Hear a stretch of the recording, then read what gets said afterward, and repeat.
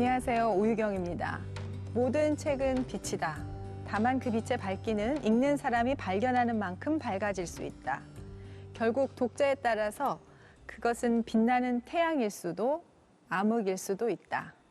미국의 철학자이자 독서법 교수인 모티머 애들러의 말입니다.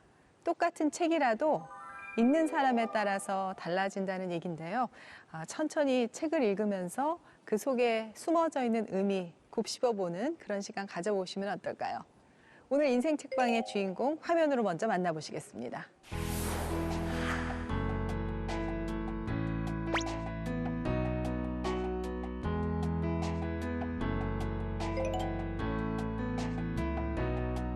의원님 안녕하세요. 안녕하세요. 어서 오세요. 반갑습니다.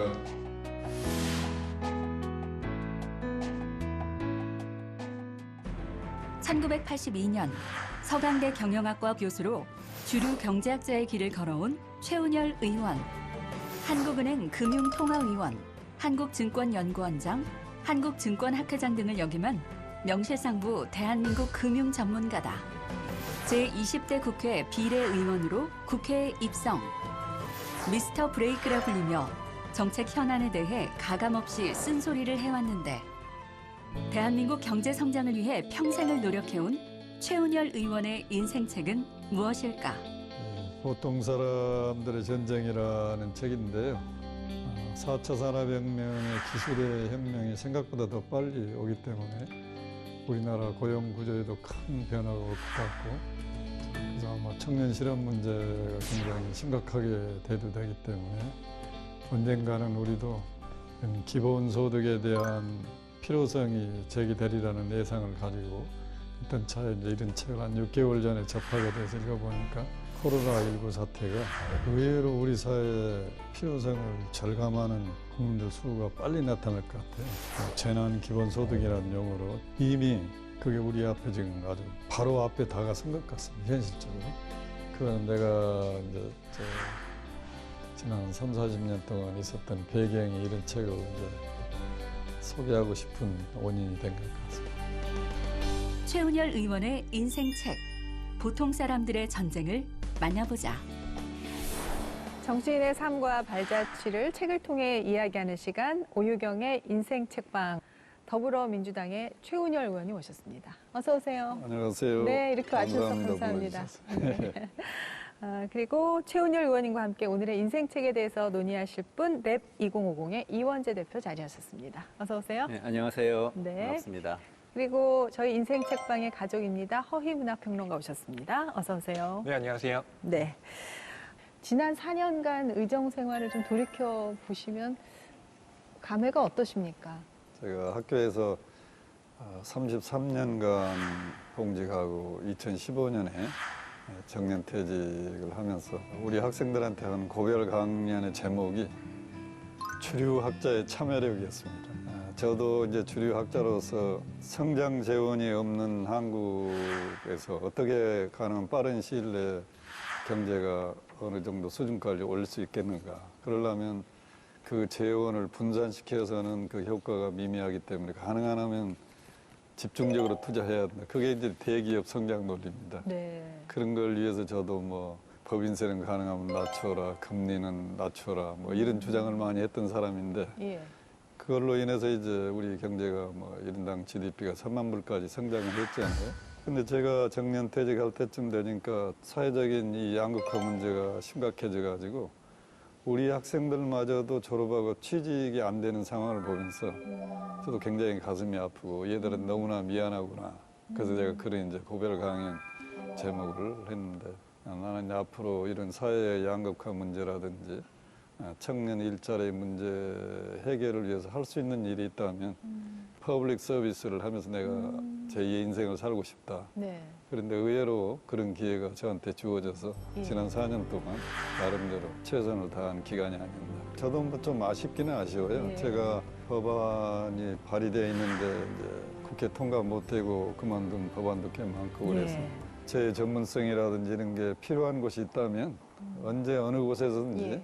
최선을 다해서 그런 일은 할 수 있을 거다 이런 예. 생각을 합니다. 사실 초선 의원 하면은 아무리 그 전에 어떤 경력을 갖고 있어도 국회에서 힘 발휘하기가 어렵다라는 이야기들 많이 하지 않습니까? 네. 국회 안에서는 새로 시작하는 거다.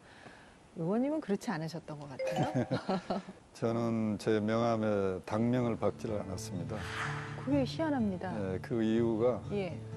당론에 얽매이지 말고 내가 정치를 할 때는 오직 국민만 생각하고 정치를 하라. 내 스스로 한때 내가 체면을 걸기 위해서 예, 당명을 박지 않고 계속 일관되게 그런 얘기를 하다 보니까 지지자한테 욕도 많이 먹고 공격도 많이 당했는데요. 예, 예. 지금은 굉장히 그분들이 고마워하고 저 나름대로 전문성을 최대한 발휘할 수 있는 그런 분위기가 된 거에 대해서 감사하게 생각합니다. 네. 그래서 쓴소리 잘하신다고 미스터 쓴소리라는 얘기 많이 예, 들으시고요. 예. 어느 언론에서 미스터 브레이크라는 이름을 붙여줬는데 예, 자동차를 모르고 목표 지점에 가능한 빨리 가려면 엑셀을 밟아야 되잖아요. 엑셀을 밟을 기본 전제는 브레이크가 작동된다는 믿음이 와야 엑셀을 밟을 수 있지. 아, 브레이크가 작동이 안 되면 엑셀을 못 밟습니다. 예. 나는 이 문재인 정부의 주류 세력이 아니기 때문에 엑셀을 밟을 입장이 못 돼요. 그러나 이 정부가 하는 여러 가지 정책이 잘한 건 좋지만 또 여러 가지 시행착오도 많이 있지 않습니까? 예. 그럴 때 이건 아니다. 그리고 대안을 이렇게 하면 좋겠다. 이런 브레이크를 밟아주는 것이 이 정부의 성공을 위한 길이라고 생각이 예, 돼서 예. 계속 일관되게 한 4년간 그렇게 했더니 사회에서 그렇게 미스터 브레이크라고. 이런 최 의원님께서 오늘 인생책으로 권해주신 책이 보통 사람들의 전쟁이라는 책인데 요즘 아주 그 미국에서 큰 관심을 받고 있는 네, 예. 지금 대통령 나가겠다 했다. 지금은 이제 중도에 지금 그만뒀죠. 이제 후보 예, 사퇴했죠. 후보 사퇴했죠. 예. 앤드류 양의 책을 네. 선택을 하셨는데 그 이유가 어디 있으신가요? 아까 제가 잠깐 말씀드렸듯이 저는 대학에 오래 있었기 때문에 이 청년 일자리에 굉장히 관심이 많아요. 예. 생각보다 빠르게 이 4차 산업혁명의 물결이 AI와 같은 기술의 진보가 굉장히 급속히 빨리 다가오면서 일자리가 늘어나는 숫자보다는 줄어드는 숫자가 훨씬 더 빨리 일어난다. 네. 이런 것이 더 일반화됐을 때 이 해법은 과연 뭘까? 예, 그런 거 이제 고민하다가 몇 개월 전에 이 책을 한번 읽어보면서 이 앤드류 양이 쓴 보통 사람들의 전쟁 이 책이 미국만의 문제가 아니고 예. 바로 우리 한국의 문제고 5년, 10년 후 정도 거론했어야 되리라고 생각을 했는데 훨씬 더 빨리 현실적으로 닥친 문제다 이런 생각이 들어서 우리 예. 시청자분께도 이런 내용을 좀 소개해드리고 네. 변하는 사회에 어떻게 우리가 대응할 건가를 우리 같이 한번 얘기를 나누면서 하고 싶어서 이 책을 추천을 했습니다. 예. 저희 인생 책방에서 절판된 책도 하게 되는데 오늘은 아주 근래 책을 하게 됐고 또 네. 요즘 딱 시적절한 책을 하게 돼서 시청자분들께서 오늘 또 더 주의 깊게 보시고 책 내용을 좀 관심을 기울여 주시면 좋을 것 같습니다. 이원재 대표님이 이 책에 추천사를 쓰셨더라고요. 네네. 예, 어떤 계기로 쓰게 되셨어요? 랩 2050을 예. 2018년 초에 열었거든요. 네. 그러면서 처음에 내건 게 디지털 전환 때문에 일자리가 많이 사라질 것이고 거기 대비하는 사회 정책을 펼쳐야 한다라고 주장하면서 이제 기본소득제도 연구를 하고 다양한 형태의 노동에 대한 연구를 해왔습니다. 예. 근데 하던 중에 앤드류 양이라는 사람이 미국에서 뭔가 준비하고 있다. 예. 이런 얘기를 들었어요. 예. 그건 이제 미국 사람들한테 저희하고 같이 연구하던 미국 전문가들한테 들었습니다. 아. 근데 그분이 책을 낸다고 해서 연구를 예. 딱 봤더니 우리가 연구를 하고 있는 거하고 내용이 거의 비슷한 거예요. 전혀 다른 곳에서 전혀 한 번도 만나보지 못한 사람들인데 어떻게 이렇게 비슷한 생각을 하지 하면서 이제 굉장히 기쁘게 추천사를 썼고 예. 또 결론에서도 이제 기본소득제 얘기를 하거든요. 예. 결국은 이러이러해서 일자리가 없어지면 기본소득제 도입해야 된다는 그 내용이 저희의 연구 방향하고 너무 잘 맞아서 예. 기꺼이 추천사를 쓰게 됐습니다. 그러니까 그 랩 2050이라는 곳이 지금 기본소득제에 대한 연구를 하는 연구소를 만드신 거죠? 저희는 기본적으로 랩 2050, 2050년이거든요. 2050년을 대비하는 20대에서 정책을 50대를 연구한다. 연구하시나 이랬는데. 아닙니다. 60대 대환영입니다. 70대 대환영. 예, 예. 그래서 2050년을 생각하다 보면 가장 크게 걸리는 게 이게 고용이 굉장히 많이 달라지겠구나 하고 시작을 해서 결론적으로 기본소득제 같은 제도를 도입을 하면서 예. 가야 이게 사회가 지속 가능할 수 있겠구나 이런 생각을 하게 된 겁니다. 앤드류 양이 이번에 후보 사퇴를 해서 좀 아쉬우셨겠는데요? 굉장히 아쉬웠죠. 저희가 양갱이라고 해서 예. 앤드류 양 팬들이 자기들이 양갱이라고 예. 그러거든요. 영어로 갱이 이렇게 물이라는 뜻이잖아요. 예. 그분들도 좀 알고 그래서 같이 얘기도 많이 나누고 그랬는데 좀 아쉽지만 후보 사퇴했으니까 좀 한가해지셔서 예. 한국에도 한번 와서 같이 이야기 나누고 할 기회가 생기면 좋겠다 생각하고 네, 있습니다. 네. 허위 평론가는 이 책 어떻게 읽었어요? 이 프롤로그 제목이요. 대량 실업 시대입니다. 그래서 첫 장을 펴자마자 네. 공포감이 밀려오더라고요. 그래서 이 책에서 말하고 있는 요지도 예. 기술 혁명이 저와 같은 보통 사람들의 일자리를 빼앗는다라는 건데 그 구체적인 예들이 1장과 2장에 상세하게 나와 있더라고요. 예. 근데 저만 이렇게 불안감을 느꼈나 하고 봤더니 이 앤드류 양이 원고를 쓰고 나서 친구들한테 보여줬다고 해요. 그랬더니 이 친구들이 이 책 제목을 보통 사람들의 전쟁이라고 하지 말고 우리는 결단났다로 바꿔라 라고 정말로 그렇게 조언을 했다고 예, 해요. 예. 그런데 3부에서는 그에 네. 대한 해결책, 아까 말씀하신 그 기본소득제에 대한 논의를 비롯해서 여러 가지 그 대안들을 마련해주고 있어서 병만 주는 책이 아니라 병 주고 약 주는 책이구나 예. 생각했습니다.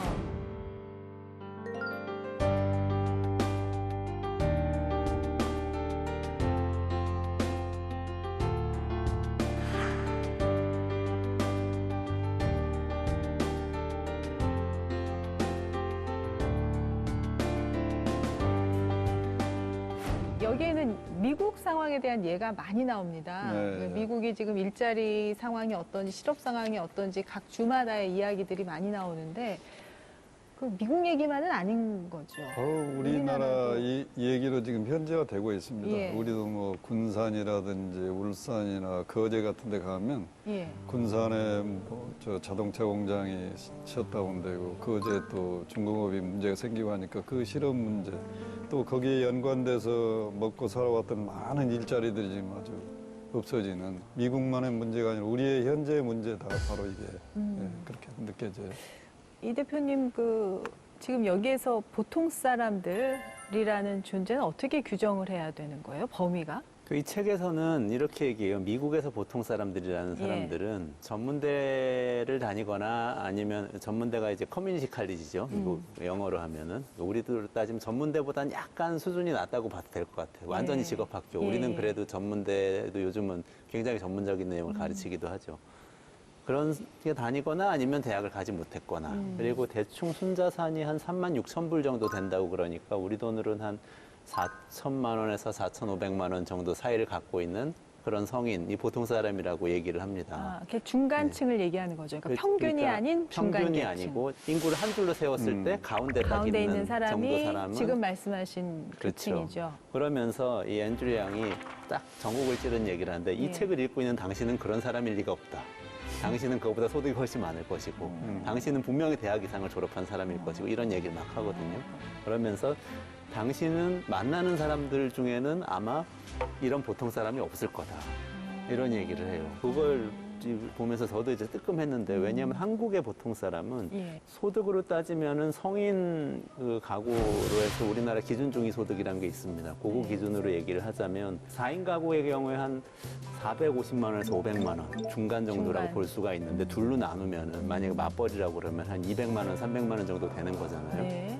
근데 생각해 보니까 이 책 읽는 사람들 중에서 그 정도 버시는 분들 없을 것 같아요. 그거보다 다 소득이 높으실 것 같거든요. 그리고 가구 순자산도 부동산 빼고 금융자산으로 한 평균으로 따지면 한 2억 정도가 우리나라 평균 순자산인데 예. 중위 순자산, 한 줄로 세웠을 때 중간에 딱 있는 사람은 성인 중에서 중위 순자산은 7천만 원 정도 됩니다. 그러니까 아마 이 책 읽으시는 정도의 월급쟁이, 지식인, 좋은 대학 나오신 분이면 그거보다 훨씬 더 많은 저축을 해놓으신 분일 것 같아요. 그런 점들을 이제 좀 지적하면서 그럼 그런 분들은 저기 AI하고 전쟁을 안 치러도 되는 분들인 거예요? 그런 분들도 결국엔 전쟁을 치르게 되는데 예. 가장 먼저 희생되는 사람들은 아마 이 보통 사람들 것이다. 이렇게 이야기하는 거죠. 그러면 이 책에서 말하는 보통 사람은 이 자동화의 전쟁의 제일 큰 피해자, 첫 번째 피해자가 되겠군요. 그렇습니다. 그 여기에 보면은 기계하고 사람을 이제 비교하는 게 나옵니다. 네. 사용주의 측면에서 비교를 해요. 그래서 우위를 비교하는데 인간이 아주 하등하더군요. 노동의 관점에서 보면 그렇습니다. 네. 이 책에 그 104쪽과 105쪽에 예. 106쪽까지 걸쳐서 나와 예. 있는데요. 이를테면 이런 거예요. 인간은 이유 없이 기분이 좋지 않는 날도 있다. 인간은 휴일에는 쉬고 싶어 한다. 기계는 안 그렇다는 거잖아요. 하고 싶어. 네. 그리고 앤드류 그쵸. 양이 여기에서 예를 들고 있는 것 중에 하나가 20살 시절에 자신이 자동차 사고를 낸 경험을 이야기를 하고 있습니다. 네. 뒤에서 차를 이렇게 본인이 받은 것인데 왜 그런가를 봤더니 그날 여자친구랑 헤어졌던 거예요. 그래서 감정이 격해져서 이 운전에 신경을 제대로 쓰지 못한 거죠. 그러니까 그렇죠. 사람은 이것처럼 어떤 일을 할 때 감정에 휘둘리는 존재다라는 걸 명시적으로 이야기를 하고 있는 건데 예. 물론 저는 문학, 그러니까 인문학을 전공했기 때문에 인간의 존엄성, 감정 이런 거 굉장히 소중하게 여깁니다. 네. 그런데 제가 만약 어떤 회사를 경영한다? 기계가 효율적이라면 예. 기계로 대체할 것 같다라는 생각이 들더라고요. 제가 경영자라서. 효율만 따졌을 네. 때. 그래. 여기에서는 저기 그 백인 저소득층인 트럭 운전사의 이야기가 나오면서 이 트럭 운전사들이 이제 대량 해고가 되면 이게 산업뿐만 아니라 사회적인 큰 이슈가 될 거라는 얘기가 나오는데 이 자율주행 주행차 우리가 얘기를 많이 하는데 그럼 자율주행차가 가장 먼저 현실화할 곳이 어디냐 보니까 화물트럭 운전수다. 모건 스탠리는 화물 운반을 자동화했을 때 절감할 수 있는 비용 규모를 믿기 어려울 정도의 금액인 연간 1,680억 달러로 추산했다. 이 정도면 화물차 기사를 집에 가라고 하기에 충분한 요인이 되고도 남는다. 기사에게 연간 4만 달러의 연봉을 주고 출근하지 말라고 해도 1년에 거의 1,000억 달러를 절감할 수 있다는 이야기다.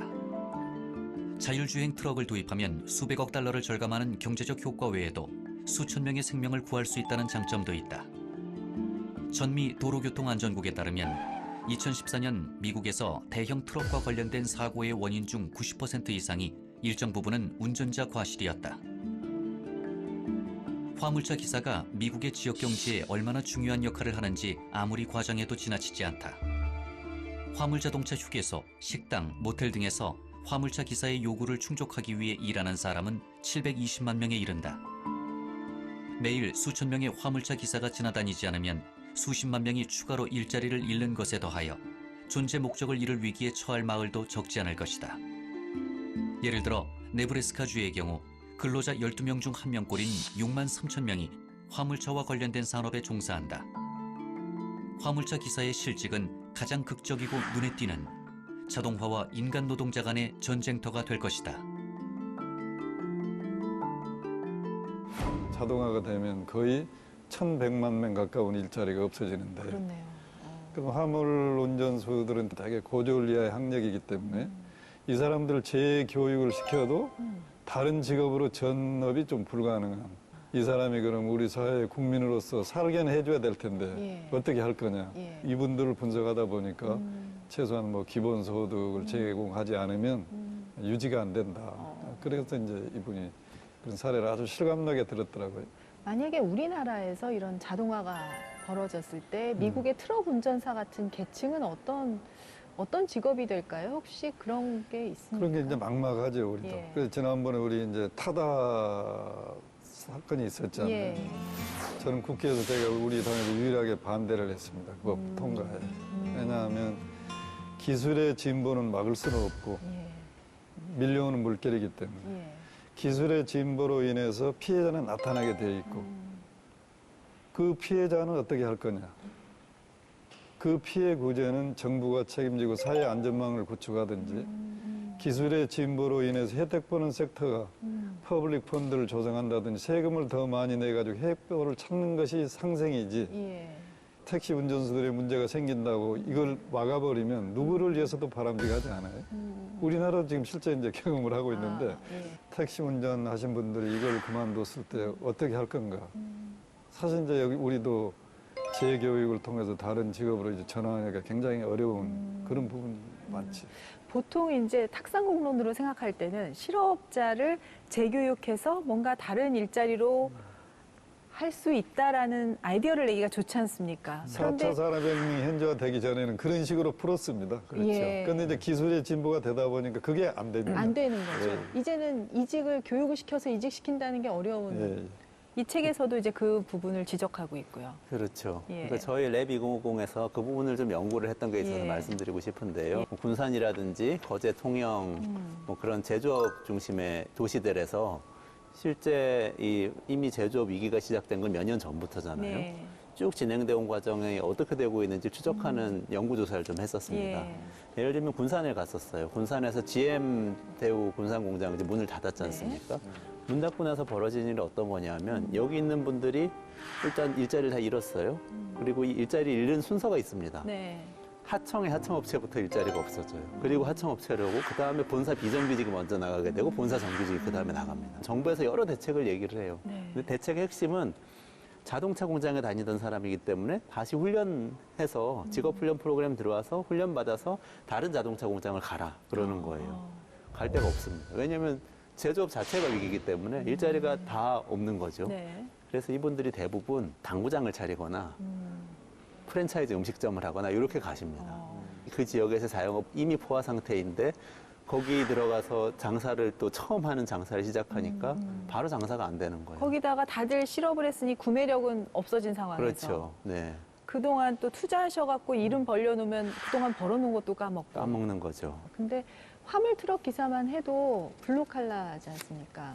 그래서 이 기계화가 블루칼라 계층에게만 갈 것 같지만 이 책을 보면 화이트 칼라 계층도 안심하지 말아라. 네. 그런 얘기가 나오죠. 그렇습니다. 예. 그 한 가지 예로 드는 것이 이제 기자들이 기사를 쓸 때의 이야기를 하는데요. 예. 사실 뭐 기자들이 심층 보도를 할 수도 있고 뭐 르포를 취재할 수도 있죠. 하지만 대체로는 이제 정보를 취합해서 그걸 요약 전달하는 그런 기사들을 많이 내는데 네. 그 정도는 이미 AI가 무리 없이 해낸다는 겁니다. 그 AI 기자들이 있어요. 네, 그래서 실제로 지금도 이미 지금 작동하고 활동하고 있죠. 있죠. 예. 예. 그리고 의사들의 경우 방사선과 의사들 컴퓨터와 이제 과연 이 방사선 필름을 보고 네. 누가 더 종양을 잘 맞출까를 내기를 했는데 컴퓨터가 압승을 했다는 겁니다. 예. 그리고 변호사도 마찬가지예요. 예. 그러니까 변호사가 하는 일들이 물론 전문적이지만 예. 그 안에 대부분의 일들은 어떤 계약서를 검토한다던가 기존의 판례를 본다던가 하는 식으로 네. 데이터베이스에 집적된 것을 어. 다시 검토하는 방식의 일들을 하는데 네. 그런 것들은 훨씬 컴퓨터가 잘한다는 거죠. 아. 그래서 앤드루 양이 여기에서 하는 말은 뭐냐면 지적 기술이냐 육체적 기술이냐의 차이가 아니라 그것이 틀에 박힌 일이냐 그렇지 않으냐가 결국엔 어떤 사람들이 실업자가 될 것이냐 아니냐를 결정한다라고 말하고 있습니다. 자, 이 대표님, 그럼 여기 저희 네 사람이 있습니다. 자, 문화평론가부터 AI가 대체 합니까? 안 합니까? 문학평론가요? 예. 이 책의 맨 앞에 보면 예. 스티븐 호킹이 했던 얘기가 나와요. 예. 세 가지 일만 살아남을 거다. 첫 번째 창의적인 일, 그리고 두 번째 경영하고 조정하는 일, 뭐 이런 거 있잖아요. 네, 그리고 네. 세 번째 돌보는 일. 다른 사람을 직접 이렇게 케어하고 아픈 분 이렇게 돌보고. 그 세 가지에 해당되시나요? 창의적인 일에 창의적인 해당되실 것 같아요. 창의적이라고는 생각하는데요. 사실 문학평론가로 살기가 지금도 쉽지 않기 때문에 미래 사회에도 근근히 살지 않을까. 예, 그렇게 좀 기본 소득이 위안을 나오면 좀 낫지 예. 삼아봅니다. 대표님은? 저보다 이제 의원님 같으신 분이 예. 반드시 필요한 직업이 되는 것 같아요. 정치인이 오히려 여러 가지 문제를 해결하고 갈등을 조정하고 이런 역할은 인간의 고유한 영역이 될 것 같습니다. 정치는 안 없어지는군요. 그럴 것 같아요, 이거. 예. 왜냐하면 이제 변호사라든지 뭐 의사라든지 똑같은 일을 이렇게 반복적으로 하는 거는 AI가 기억을 통해서 훨씬 더 잘할 수가 예. 있는데 정치라는 건 반복된 일을 계속 하는 건 아니잖아요. 뭔가 새로운 거를 그쵸. 이렇게 해야 되기 때문에 아마 예. 이 영역은 AI의 공격으로부터 좀 완전지대가 아닌가 싶은데. 근데 그 전에 교수셨잖아요. 예, 예. 교수 직업은 대체할 수가 있는 직업으로 알고 있거든요. 그렇게 얘기하는데 저는 거기는 약간 좀 다른 생각이 들더라고요. 왜냐하면 우리가 이제 가르칠 때는 단순히 지식의 전달은 뭐 가능하겠죠. 그런 예. 거 훨씬 더 잘할 수 있죠. 예. 그러나 이 감정의 이입이라든지 서로 공감의 능력을 키우는 부분은 아마 AI가 대체하기는 좀 어렵지 않을까 그래서 싶어요. 일단 수는 많이 적어질 수 있다. 적어지죠. 그렇죠. 예, 예. 그러니까 그 부분에서 나오셔가지고 지금 새로운 블루 오션에 계신 건데요. 아, 선택을 아나운서는 없어질 직업이더라고요. 그거. 프로그램 순서대로 쭉 진행하는 뉴스 읽는 거라면. 거는 필요가 그렇죠. 없는 그 거죠. 필요가 없어지는 예. 건데 만약에 거기에 창의적인 뭔가를 넣어서 영혼을 담아서 말하자면 얘기할 수 있다면 네. 저 같은 경우도 오히려 주장을 강하게 하는 예. 역할은 굉장히 필요해질 것 같고 이게 오아나운서님도 이대로 진행하는 것이 아니고 이 프로그램의 색깔을 입히는 예. 역할은 훨씬 더 잘하실 것 같고 지금 이제 여기에서는 그 일자리가 없어지면서 이 사회가 양극화가 되는데 우리가 생각하는 것 이상의 아주 비참한 사회를 예언을 하고 있는데 의원이 어떻습니까? 정말로 그렇게 될 거라고 생각하세요? 이 책에서도 얘기했듯이 궁극적으로 남을 일자리는 아주 저급의 일자리 아니면 굉장히 고급의 일자리만 남고 나머지는 다 없어질 가능성이 있다. 이렇게 되면 이제 사회의 부도 완전히 승자한테로 쏠림 현상이 나타나지 않겠어요? 예. 그렇게 되면 양극화는 더 심해진 거고. 일자리가 사실은 제일 중요한 복지입니다. 예. 일자리만큼 중요한 복지가 어디 있겠습니까? 예. 코로나19 대책에서도 법으로라도 해고를 못하게 막아라 이런 얘기들도 하고 하는데 네. 우선은 기업 입장으로 돌아가보면 기업이 경쟁에서 살아남아야 되잖아요. 기업이 있어야 일자리도 있는 거 아니겠습니까? 네. 제가 그래서 오래전부터 이순신 장군의 난중일기로 원형을 많이 합니다. 양무 기업이면 시무 노동이다. 기업이 없으면 노동도 없다. 근데 우리 사회는 그걸 잘 인식을 아직도 못한 것 같습니다. 예. 기업한테 고용은 많이 해라, 임금은 올려줘라. 그럼 기업이 감당할 수 있을까, 그걸? 기업이 감당할 수 있는 범위 내에서 고용도 있는 거고 월급도 있는 거지. 예. 무리한 요구를 하면 결국 문을 닫든지 아니면 해외로 나가버리고 있잖아요. 그렇죠. 기존의 노동 관행만 좀 개선해도 일자리가 생기겠다. 그런 생각을 제가 가지고 국회에 들어와서 주 52시간 문제를 제가 디자인도 하고 했습니다. 주 52시간 문제는 제가 책임이 굉장히 커요. 예. 제가 이제 시뮬레이션을 해봤어요. 예. 1000명을 고용하고 있는 사업장의 경우에 네. 68시간을 52시간으로 줄이고 만약 그 당시에 경제 상황이 유지가 되든지 조금만 더 좋아진다면 고용이 한 20% 정도는 늘어나야 그 일을 감당할 수 그렇죠. 있습니다. 예. 잡쉐어링을 통해서. 예. 그렇게 해서 이제 52시간을 도입을 했는데 지금 보니까 우리 경제 상황이 그 당시 상황과는 180도 달라져 버렸습니다. 지금. 가정이 깨졌는데 그 가정을 전제로 도입된 이 법을 계속 밀고 가야 될 거냐. 저는 이 부분은 이제 우리 당하고 좀 이제 정체성이 다른 얘기를 하는 수밖에 없죠. 밖에서 정치권 보셨을 때하고요. 네. 안에 들어가서 직접 또 정치인이 되셔서 보는 정치의 세계가 많이 다르지 않았을까 많이 싶은데. 다르죠. 교수 생활 33년, 연구와선 4년 했는데 예. 대학 교수회의 현장 모습과 의원총회 현장 모습이 똑같아요. 어떻게 똑같습니까? 자기 주장만 하고 남 얘기는 안 듣고 결론이 없어요. 컨센서스를 못 모아요. 그러니까 대학 교수님들도 굉장히 주장이 강한 사람들이잖아요. 예, 그렇죠. 남 얘기 안 듣습니다. 예. 여기도 똑같아요. 점심을 다 따로 드신다고 들었어요. 대학 교수들 진짜 점심 예. 같이 먹는 사람 드물어요.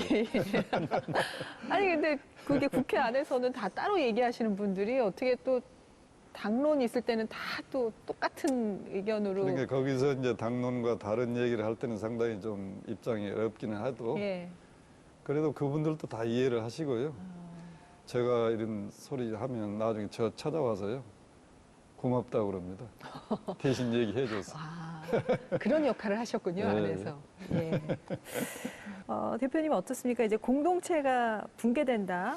한 나라가 전체가 와해될 수 있다라는 부분이 나오면서 저는 공포감이 많이 들었어요. 러스트벨트 문제가로 시작해서 지금의 미국이 겪고 있는 수많은 문제. 그렇지만 특히 도널드 트럼프 대통령이라는 이 한 사람을 중심으로 해서 많이 발화되고 있는 예. 대실업 사태부터 비롯됐다고 보는 거거든요. 러스트벨트에서 예. 이 오하이오, 뭐 위스콘신, 미시간 이런 데 있던 자동차 공장들 제조업이 막 번성하고 일자리가 많을 때 거기 있던 사람들이 중산층이고 다 그 사람들이 미국 사회에 통합되어서 자부심을 가지고 네.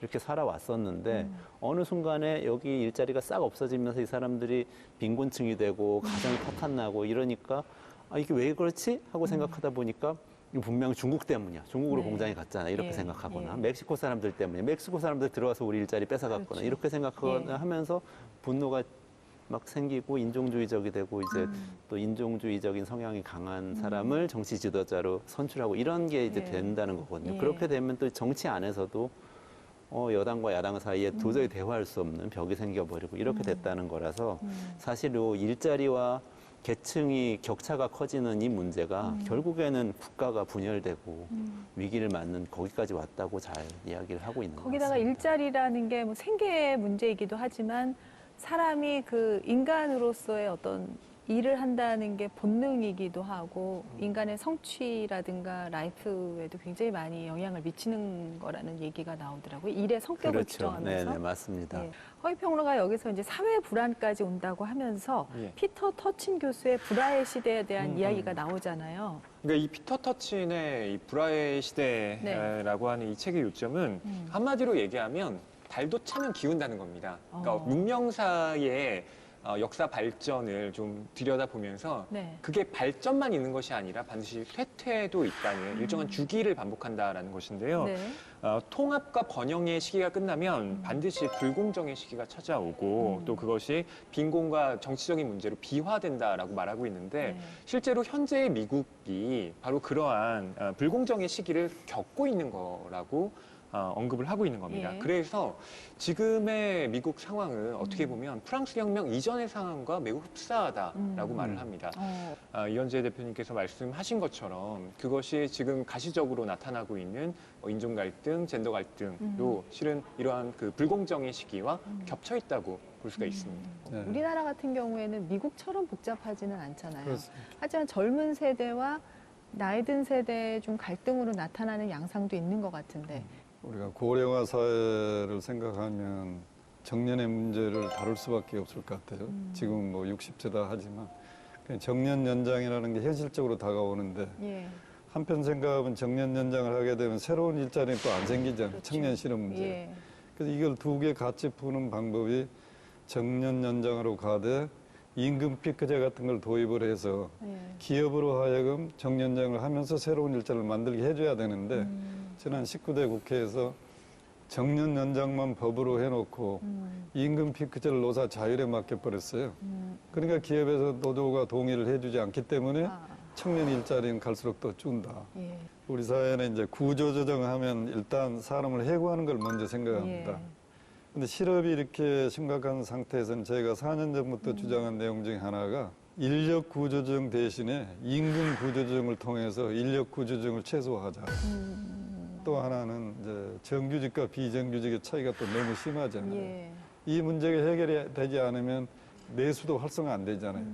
150만 원 내지 200만 원 정도 월급 받는 젊은이들이 738만 명입니다. 200만 원 받아가지고 무슨 소비를 하겠습니까? 예. 그렇다고 이 사람 일시에 정규직을 할 수도 없잖아요. 기업이 감당할 수 없기 때문에. 금융 이론 중에 리스크 리턴 트레이드 오프라는 게 있어요. 이익을 많이 내려면 위험을 감당을 해야 돼.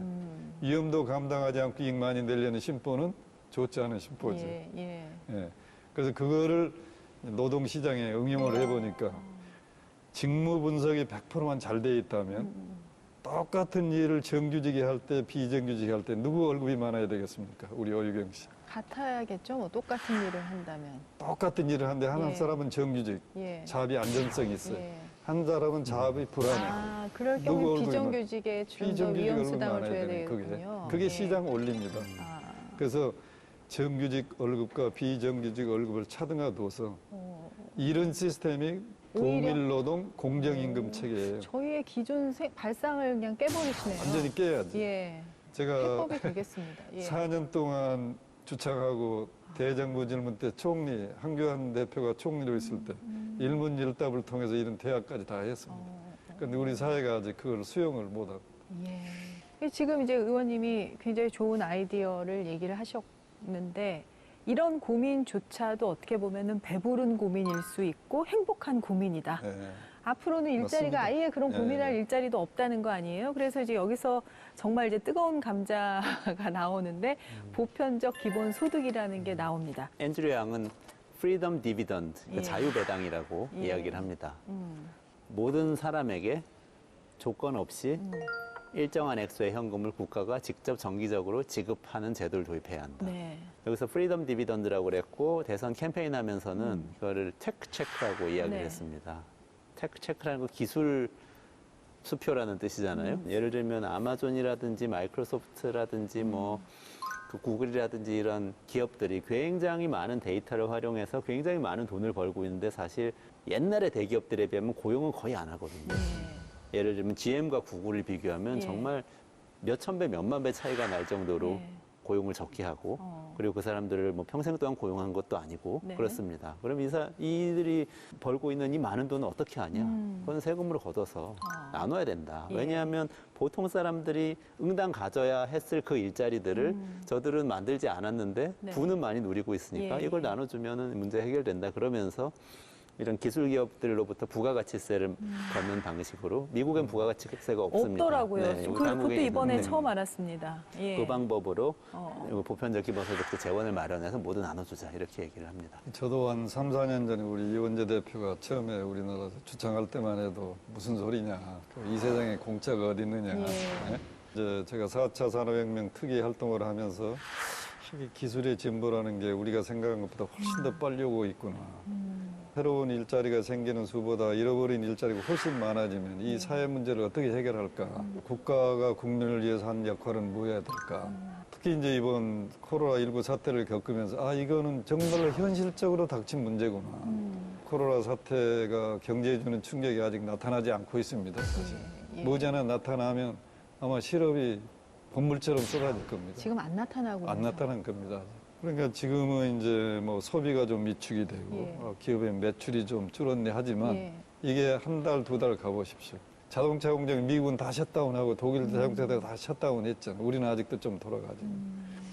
그럼 그 실업 문제가 이제 완전히 현재가 될 거거든요. 이게 상상을 초월할 그런 어떤 쓰나미가 지금 몰려오고 있기 때문에 이런 상태에서는 이제 국가가 할 일은 국민의 최저의 어떤 생계는 유지하는 것이 국가의 의무다.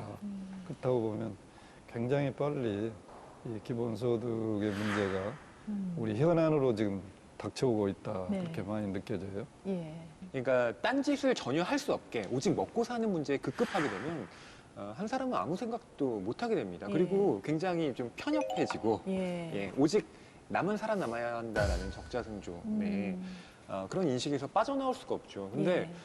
어느 정도 이렇게 좀 여유가 생기게 되면 책도 좀 읽어봐야지. 그렇지. 그래도 영화는 한 편 볼 수 있지 예. 않아? 라고 아니면 하면서 내가 좋아하는 예술만 하고 조금 가난하게 살 거야. 그렇죠. 그렇기 때문에 저는 어떻게 보면 기본소득이라고 하는 것은 생존에서 삶으로 전환시켜주는 최소한의 마중물이다라고 보고 있습니다. 지금 가장 크게 논쟁하는 예. 거는 첫 번째는 재정을 어떻게 마련할 것인가. 재정. 그게 네, 중요하겠죠. 현실이고요. 받는 두 건 번째는 좋지만 누가 그렇죠. 낼 것인가. 네. 그리고 두 번째는 일을 안 해도 먹고 살 수 있게 되면 누가 일을 하겠냐. 이 노동 공급 문제죠. 예. 이 두 가지 정도가 제일 크게 논쟁점인 것 같습니다. 그 옛날에 뭐 사회주의와 자본주의 약간 이런 논쟁에서도 한 번 있었던 일이기 때문에 기본소득 다 지급하자는 게 사회주의냐, 예, 대국 경제냐, 그런 계획 얘기를 경제냐 이런 많이, 얘기를 많이 예, 하는데 사실 예. 그 반대입니다. 그런가요? 일자리가 없는 사회가 되면은 답은 두 가지밖에 없어요. 둘 중에 한 길을 택해야 됩니다. 하나는 국가가 일자리 만들어 주는 겁니다. 예.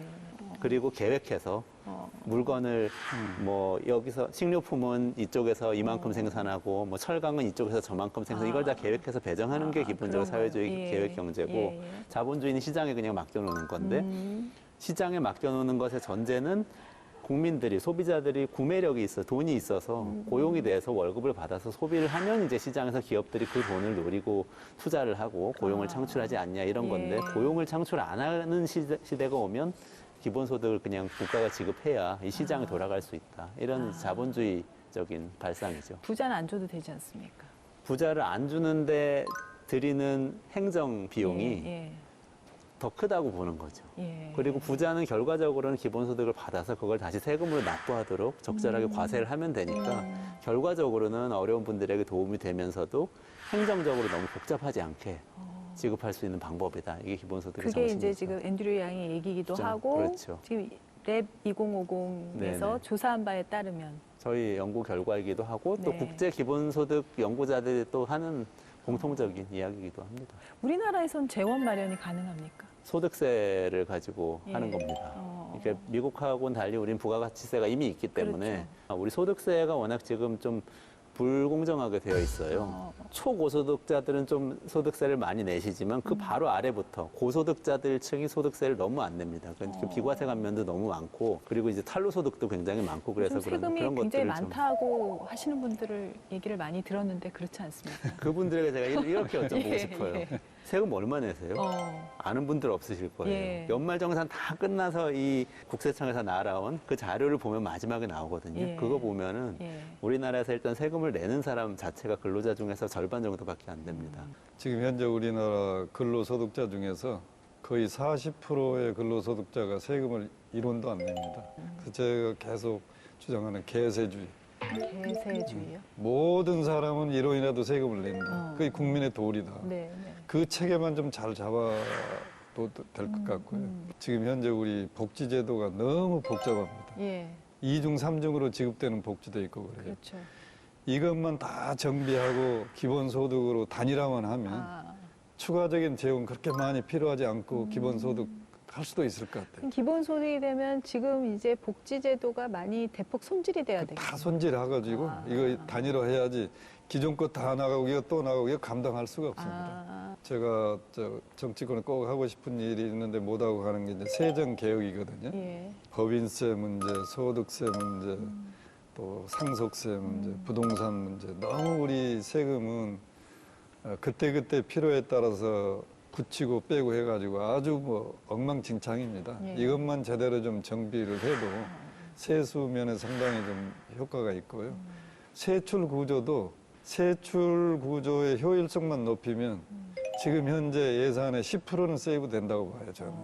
사회적인 컨센서스를 모아서 보편적 기본소득으로 간다고 하더라도 그렇게 큰 뭐 재정적인 어려움이 없이 정착될 수도 있을 거다 하는 게 제 생각인데 이거는 이제 우리 정치 영역에서 정말로 정치인들이 국민을 상대로 설명회도 하고 이 필요성, 여기서 오는 문제점이 뭐고 이점이 뭔지를 다 이제 설명드리고 국민의 컨센서스를 모으는 게 상당히 중요한 부분인데 예. 그걸 이제 우리가 해야 되는데 정치 영역에서 의원님께서 보시기에 세금을 걷고 쓰는 데 있어서 비율이 많다 너무 생각을 많습니다. 하시는군요. 예, 예. 어떻게 보면 이 대표님 코로나19 이 사태 때문에 온라인화가 더 급속도로 이루어지고 있고 네. 어떻게 보면 우리 사회가 굉장히 생각보다 빠르게 변할 수 있겠다. 그럼 네. 이런 보편적 기본소득이 지금 대표님 예상한 것보다 지금 논의가 좀 빨리 되고 있지 않습니까? 굉장히 빨리 되고 있죠. 그렇죠. 긴급재난지원금도 상당히 예. 파격적인 것이고요. 예. 요즘 변화가 굉장히 큽니다. 저 서울 시내 마트에 가보면요. 예. 무인 계산대가 과거 진짜 불과 두어 달 전에 비해서 훨씬 많이 늘었어요. 예. 그게 뭐 접촉을 피하기 때문이기도 하지만 결과적으로 일자리가 준 거 아니겠습니까? 그렇죠. 이번에 추천서 쓸 때 한번 읽고 이번에 이 방송 때문에 다시 한번 읽으면서 요즘 상황이 있으니까 코로나를 넣고 한번 읽어봤어요. 아. 인공지능, 자동화 여기다 코로나를 코로나. 다 맞아요. 코로나 때문에 이 일자리 없어지고 코로나 때문에 저 기업 망하고 이게 그래서 굉장히 빨리 지금 어떤 문제적 상황이 다가오기 때문에 네. 보편적 기본소득제 같은 대안도 바로 뭐 실행을 하자 뭐 이런 이야기보다도 지금 전 논의를 시작을 해야 될 것 같습니다. 이거를 우리 사회가 어떻게 받아들일지 특히 이제 국회에서 이 논의를 해서 국민들하고 좀 공론화 과정을 좀 만들어 놔야 실제 실행해야 될 때 좀 스무스하게 실행할 수 있을 것 같습니다. 말씀하신 것처럼 일단 좀 논의를 시작하는 타이밍으로는 지금이 적절한 게 아닌가 싶습니다. 우리 속담에 필요는 발명의 어머니라는 말씀이 있잖아요. 궁죽통이라는 얘기도 있고 예. 이렇게 사회가 어느 한 곳으로 이렇게 쏠리다 보면 거기에 맞는 또 어떤 해법을 사람의 지혜가 찾아가게 되어 있습니다. 네. 그러니까 네. 너무 어둡고 불안하게만 생각할 필요는 없고요. 네. 예, 그러나 기술의 진보가 가져다는 이 상황에 우리가 순발적으로 그때그때 적응할 노력은 해야 된다, 각자가. 노력할 몫은 우리의 몫이다. 먼 훗날의 얘기, 또 남은 나라 얘기인 것처럼 우리가 생각을 했던 그 현상들이 바로 우리 앞에 지금 다가오고 있는 걸 우리가 피부로 느끼고 있잖아요. 이걸 거부할 수도 없는 거고 하기 싫다고 해서 하지 않은 일도 아닌 거고 어차피 해야 되는 일이라면 우리가 보다 더 전향적이고 적극적으로 이 문제를 태클하고 해법을 찾는 사회 전체적인 지혜를 모으는 게 답이다. 네. 걱정만 하고 있을 때는 아니고요. 예. 걱정할 필요는 없고요. 예. 저희가 이 주기적으로 국민 여론조사를 했는데요. 네. 2018년, 2019년 그리고 최근에 바로 뭐 몇 주 전에 이렇게 쭉 조사를 하면서 보편적 기본소득제 찬성하시냐 설명 다 해드리고 나서 네. 여쭤봤더니 한 처음에 50% 조금 넘게 시작을 해서 지금 2년 지났는데 지금 60% 조금 넘었습니다. 네. 이렇게 조금씩 올라가는 아까 최 의원님이나 허 선생님 말씀하신 것처럼 사람이 한 단계 더 뭐랄까요? 발전하는 한 단계 더 높은 수준의 삶을 살게 해주는 조금 이타적인 삶을 살게 해주는 그런 좀 적극적인 희망적인 이 대안으로 생각해 볼 오히려 수도 그럴 있을 수 것 같아요. 있다. 그렇죠. 기계들이 우리를 대신 해줄 때 예. 우리가 너무 기계하고 경쟁하려고 하는 게 아니라 우린 예. 기계가 못하는 다른 차원의 다른 예. 사람들을 돌본다거나 창의적인 발상을 한다거나 음. 뭐 문화예술 활동하고 이런 것들을 좀 더 많이 할 수 있게 사회를 만들고 또 네. 특히 공동체 안에서 남들을 위해서 봉사를 할 수 있게 해주는 여유를 주는 거 이런 제도를 좀 생각해 보면 어떨까 저는 이런 생각을 하면서 이 국회의원님들이 꼭 읽으셨으면 좋겠다 아, 이 이말 책을- 정책 논의를 좀 했으면 좋겠다 네, 그렇군요. 그런 생각을 했습니다. 인생 책방에서 모처럼 우리가 서점에서 구입해서 읽어볼 수 있는 책이 오늘 등장을 했는데 이 뭐 좀 깊게 읽을 수 있는 포인트가 있다면 설명을 해주시죠. 앞으로 뭔가 변할 것 같긴 한데 네. 그게 어떻게 변할지 모르겠다라고 하는 분들께는 이제 1, 2부를 좀 깊이 읽어보시라. 예. 그걸 아마 읽으시면 예. 아무리 더운 여름밤이라 할지라도 네, 네. 등줄기에 서늘한 기분이 들 거다. 맞아요. 사례가 네. 많아서 예, 네, 이제 쉽게 좀 읽히더라고요. 더워질 거잖아요. 예. 그래서 1, 2부는 그럴 때 좀 그럴 때 유용하다. 읽고. 그리고 그런 공포감이 너무 심하게 네. 든다라고 할 때는 3부를 좀 깊게 읽으시라 이렇게 추천드리고 싶어요. 어떻게 앞으로는 어떤 행보를 하실지 좀 여쭤봐도 될까요? 뭐 그런 질문을 요즘 많이 받습니다만 네. 사람의 운명은 뭐 제가 어떻게 하고 싶다 해서 되는 거 아니지 않겠습니까? 네. 하늘의 뜻에 따라서 순명으로 앞으로 살아갈 겁니다. 예, 알겠습니다. 네, 지금까지 최운열 의원께서 선정한 인생책 보통 사람들의 전쟁 얘기해봤습니다. 함께해 주셔서 감사합니다. 감사합니다. 감사합니다.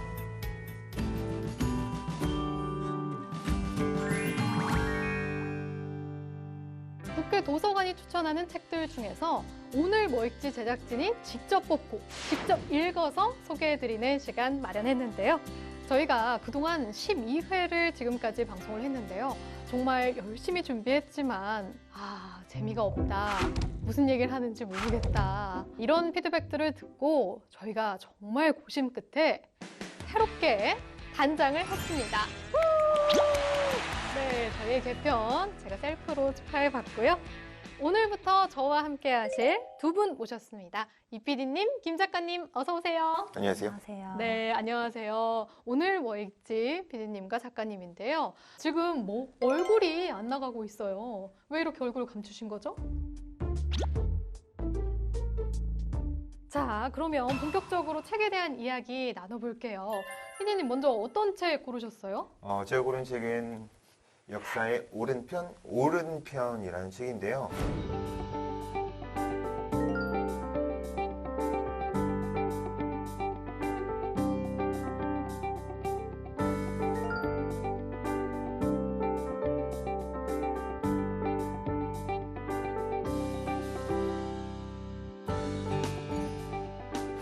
처음 골랐을 때는 그냥 막연히 역사라는 두 글자 때문에 책을 골랐는데 굉장히 어렵더라고요, 생각보다. 근데 그건 좋았던 것 같아요. 처음부터 끝까지 한 가지의 얘기로 끝까지 가는 느낌이 들어서 결국 딱딱한 주제를 최대한 이 사람이 부드럽게, 재밌게 그리고 설득하기 위해서 쓰고 있다는 느낌이 들어서 좀 어려운 말들만 빼면은 그러니까 처음 앞부분에서 사전을 찾아서 검색하는 거 한 10개, 20개만 빼면은 그 뒤에 뭐 100페이지, 200페이지까지는 슬슬 읽히는 책인 것 같아요. 그 한 가지 기조라는 게 어떤 거였죠? 제가 딱 파악한 것은 우리가 태어난 목적, 우리가 살아가는 방법 이 두 가지가 흔들리기 때문에 인류가 힘들어지고 있고 역사를 다시 퇴행하는 길로 가고 있다 이런 식으로 얘기를 하고 있다고 저는 이해를 했거든요. 네, 저도 이 책을 읽었잖아요. 쉽게 읽기는 정말 쉬운 그런 책은 아니에요. 하지만 두 가지 기반이 예루살렘과 아테네에 있다라고 얘기하거든요. 유대 기독교적 가치와 고대 그리스적 자연법 사상, 이 두 가지로 인해서 지금까지 역사가 흥해왔고 발전해왔다. 그런데 현재는 따르지 않고 있어서 이게 옳은 편인데 이를 저버리고 있어서 망가져가고 있다. 그리고 기조를 고수하는 거를 보통 우리가 보수라고 하잖아요. 그래서 이제 오른편, 오른편이 오른편이라고 이렇게 쓴 것 같습니다. 그렇다면 저자에 대한 이야기도 안 할 수가 없을 것 같은데요. 저자에 대해서 좀 이야기해 주시죠. 벤 샤피로 유대인이죠. 유대 백인. 1989년에 미국 LA의 유대인 가정에서 태어났다. 16세에 UCLA 정치학과 입학해서 2학년 때부터 대학 신문에 부정기적으로 컬럼도 쓰고 보수 쪽의 책인 것 치고는 굉장히 저자가 노력을 해서 많이 쓴 것 같아요. 또 이 작가도 실제로도 우파라고 볼 수 있잖아요. 그렇죠? 네, 근데 극단적 우파는 아니고 실제로 저자가 책에 썼는데 자기는 힐러리 클린턴을 욕해서 그쪽 지지자한테 욕을 먹고 트럼프를 욕해서 트럼프 지지자한테 욕을 먹고 쌍으로 욕을 먹는다고 자기 직접 서술을 해놨었거든요. 네, 맞습니다. 저도 그 부분이 기억이 나네요. 네, 작가님 어떤 책 고르셨죠? 이동진이 말하는 봉준호의 세계라는 책을 골랐습니다.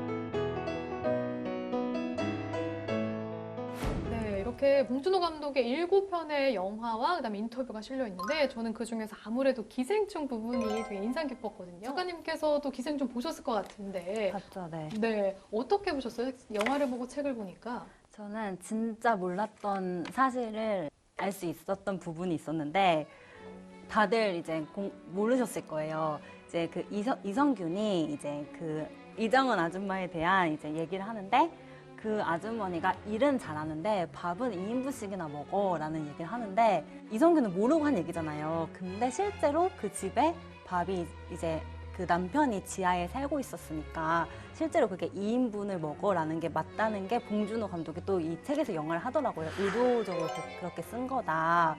그래서 그런 걸 읽으면서 몰랐던 부분을 이제 많이 알 수 있어서 좋았습니다.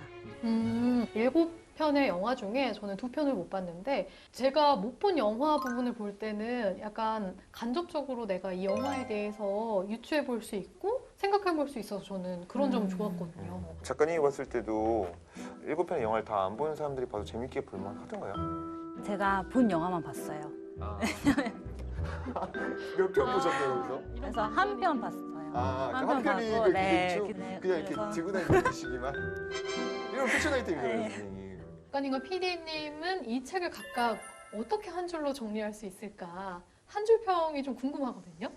이게 너무 서양에 맞춰진 책이더라고요. 네, 서양과 동양은 다르다. 서양과 한국은 다르다. 네, 저는 중요한 포인트를 좀 짚어주신 게 아닐까 싶어요. 그럼 작가님 한 줄 평 해주시죠. 이동진이 봉준호에 대한 논문을 한 편 쓴 것 같은 느낌? 보고서가 읽고 싶은 분들은 읽어도 된다라는 얘기를 하고 싶네요. 그만큼 아마 세세하게 설명을 해놨다라는 의미인 것 같습니다. 그럼 여러분 저도 한 줄 평을 한번 해보겠습니다. 이동진이 말하는 봉준호의 세계. 봉태일을 분석하는 동태일. 그리고 두 번째 책 역사의 오른편은요. 오른편을 옳은 건지는 역사가 판단한다.